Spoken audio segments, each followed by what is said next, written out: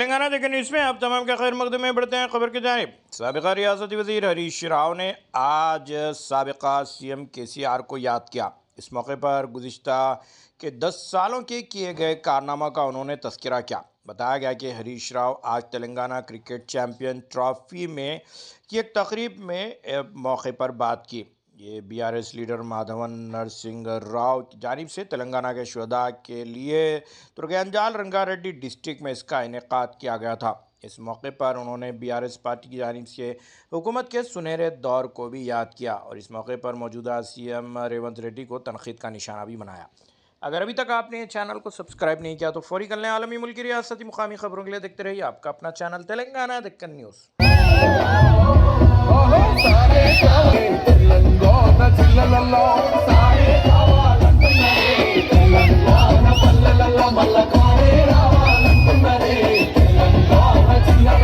మాధవరం నరసింహరావు గారు నిర్వహిస్తున్నటువంటి క్రికెట్ తెలంగాణ అమరవీరుల క్రికెట్ టోర్నమెంట్ కు ముఖ్య అతిథిగా విచ్చేసినటువంటి హరీష్ అన్న గారికి, అదేవిధంగా గౌరవనీయులు పెద్దలు శ్రీ మంచిరెడ్డి కిషన్ రెడ్డి గారికి స్వాగతం సుస్వాగతం.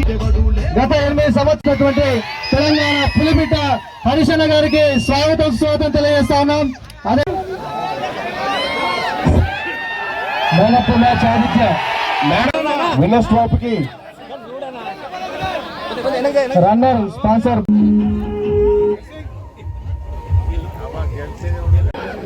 ఆదిత్య నిజంగా చాలా అద్భుతంగా ఆడిండి. Is the man of the match. He turn the game. బ్రహ్మాండమైన సిక్సర్లు కొట్టి ఆదిత్య గేమ్ ను ఫామ్ లకు తెచ్చిండు. ఇలా టీం గెలిచిందంటే ఆదిత్య యొక్క అద్భుతమైన కృషి అని చెప్పి మనం చెప్పక తప్పదు. తప్పకుండా ఆదిత్య రాబోయే రోజుల్లో రంజీలో ఆడాలి. అవసరమైతే తప్పకుండా ఇండియాకు కూడా ఆడేంత గొప్ప నాయకత్వం వహించే లక్షణాలు కనబడతా ఉన్నాయి. తెలంగాణ అమరవీరుల గురించి ఎవరన్నా ఆలోచిస్తారంటే అది ఒక్క బీఆర్ఎస్ పార్టీ మాత్రమే అమరుల గురించి ఆలోచిస్తుంది. తెలంగాణ అమరులకు ప్రతి ఒక్కరికి వారి కుటుంబంలో ప్రభుత్వ ఉద్యోగం ఇచ్చి ప్రతి కుటుంబానికి 10 లక్షల రూపాయలు ఇచ్చి అమరులను గౌరవించింది. అమరులను ప్రతి సంవత్సరం స్మరించినటువంటి పార్టీ బీఆర్ఎస్ పార్టీ. ఇవాళ అమరుల త్యాగ ఫలితం, విద్యార్థుల పోరాట ఫలితం, కేసీఆర్ గారి కృషి ఫలితం ఇవాళ మనం తెలంగాణ రాష్ట్రంలో ఉన్నాం. ఇవాళ తెలంగాణ అన్ని రంగాల్లో నంబర్ 1 నిలిపిండు కేసీఆర్. తెలంగాణ జిఎస్డిపిలో నంబర్ 1, పర్ క్యాపిటల్ ఇన్కమ్ లో నంబర్ 1, పవర్ కన్జంప్షన్ లో నంబర్ 1, ఇవాళ ఐటీలో number 1. Telangana is number 1 in many fields. అయితే 10 ఏళ్లలో కేసీఆర్ గారు తెలంగాణను అద్భుతంగా నంబర్ 1 లో నిలిపితే రేవంత్ రెడ్డి గారు సంవత్సర పాలనలో తెలంగాణను 10 ఏళ్ళు వెనకకు తీసుకుపోయింది. 10 ఏళ్ళు వెనకకు తీసుకుపోయింది. అన్ని తుగ్లక్ పనులే. ఆయన కొత్తగా ముఖ్యమంత్రి కాగానే హైదరాబాద్ లో 10 గంటలకే దుకాన్లు బంద్ అన్నాడు. 10 గంటలకు దుకాన్లు బంద్ అయితే హైదరాబాద్ లో ఈజ్ ఏ కాస్మోపాలిటన్ సిటీ. 10కి దుకాన్లు బంద్ అంటాడు. గచ్చిబౌలి ఎయిర్పోర్ట్ మెట్రో రైలు రద్దంటాడు. ఫార్మా సిటీ రద్దంటాడు. అన్ని జోకులు వేస్తాడు. హైదరాబాద్ చుట్టూ 3 దిక్కుల సముద్రాలు ఉన్నాయట. ఉన్నాయా? హైదరాబాద్ కు 3 దిక్కుల సముద్రం ఉందట. అందుకే నావి మనకు వచ్చింది అంటాడు. దిల్సుఖ్ నగర్ లో విమానాలు అమ్ముతారట. మీరు కొనుక్కున్నారా విమానాలు దిల్సుఖ్ నగర్ లో? దిల్సుఖ్ నగర్ లో విమానాలు అమ్ముతారంటాడు. పాపం రాజీవ్ గాంధీ కంప్యూటర్ కనిపెట్టిండట. అసలు కంప్యూటర్ కనిపెట్టినోడు ఏం కావాలిగా. సో ఈ రకంగా ఎవరన్నా మన ముఖ్యమంత్రి మాటలు టీవీలో ఎగ్జామ్ గిట్ట రాశారు, ఆయన తాగమైపోతారు.